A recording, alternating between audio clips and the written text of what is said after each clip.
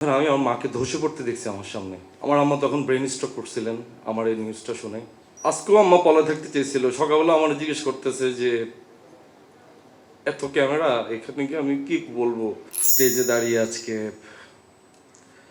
কথা বলতে হবে এবং আমার মাকে নিয়ে, এটা ভেবে একদিকে খুব ভালো লাগতেছে, আরেক দিকে খুব ইমোশনালও লাগতেছে।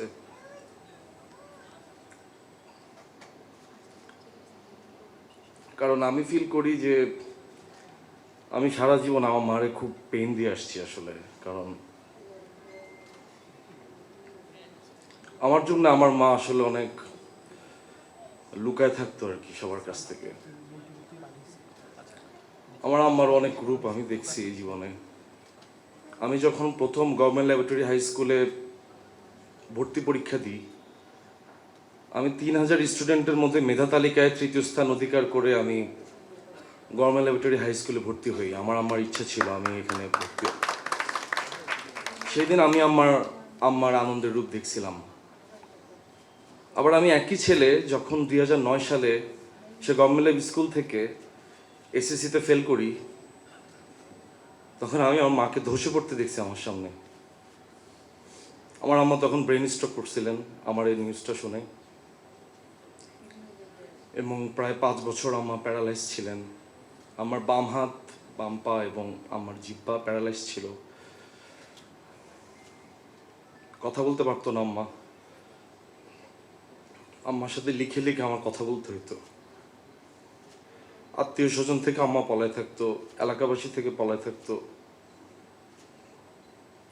আমি যখন প্রথম চিন্তা করছি আমি ফিল্ম মেকার হব, আব্বা একটু টেনশন করতো যে ফিল্ম মেকার হবা এটা কি, মানে এটার ভবিষ্যৎ কি, এটাতে কত টাকা বেতন দেয়, কি করে আব্বা। আমার বাবা ইঞ্জিনিয়ার ছিল, আমার বাবা এইসব নিয়ে খুব শঙ্কায় থাকতো। তো আমি ফিল্ম মেকার হব বলে যখন বাসা ছেড়ে দিই, আমি যখন ছবি আলি ঢুকি, তখন আমি আমার বাসায় তখন প্রত্যেক শুক্রবার পলায় পলায় আসতাম। আম্মা তখন বাসা থেকে বেরোয় আমার কিছু টাকা দিত।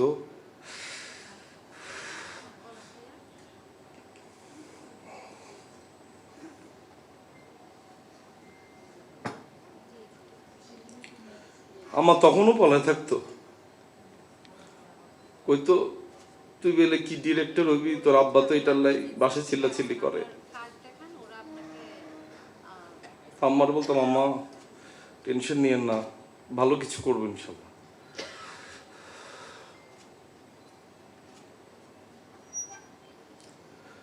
আজকেও আম্মা পলায় থাকতে চেয়েছিল। সকালবেলা আমার জিজ্ঞেস করতেছে যে এত ক্যামেরা এখানে, কি আমি কি বলবো? আমার কি ইংলিশে কথা বলতে হইব? মানে আম্মা খুব টেনশন করতেছে সকাল থেকে।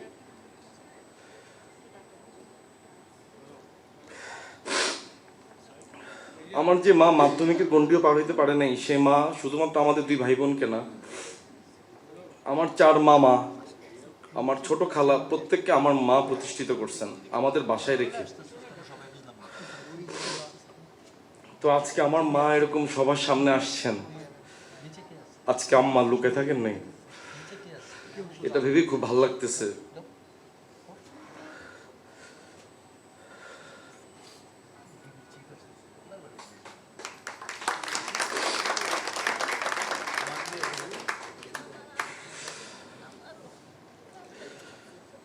আমি খালি সবাইকে একটা কথা বলবো, শুধুমাত্র সাকসেসফুল মাই না, যারা অকৃতকার্য, পিছিয়ে পড়া, ফেল করছে জীবনে, লাইফে স্ট্রাগল করতেছে, কিছু করতে পারে নাই, তাদের মায়ের প্রতিও আমার সমবেদনা, তাদের মায়ের প্রতিও আমার সম্মান থাকবে। কারণ আমাদের সমাজটা এমন সমাজ যেখানে ফেল করলে বা সাকসেস না হইলে তাদেরকে অনেক ট্রমার ভিতর দিয়ে যাইতে হয়, যেটা আমি ফেস করছি, আমার মা ফেস করছে।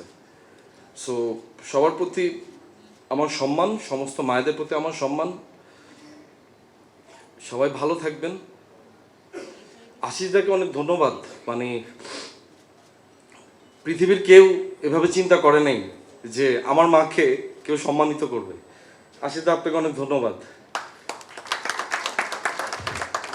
ইউনিভার্সাল মেডিকেলকে ধন্যবাদ, আপনাদেরকে ধন্যবাদ, আপনারা যারা এটার সাথে সংশ্লিষ্ট আছেন। আমি মনে করি আমার মতো অনেক ছেলেরা আজকে খুব খুশি যে তাদের মায়েরা আজকে এখানে বসে আছেন এবং তাদের সন্তানরা বুঝতে পারতেছে তাদের ভেতর দিয়ে কতটা আনন্দ হচ্ছে। সবাইকে অনেক থ্যাংক ইউ।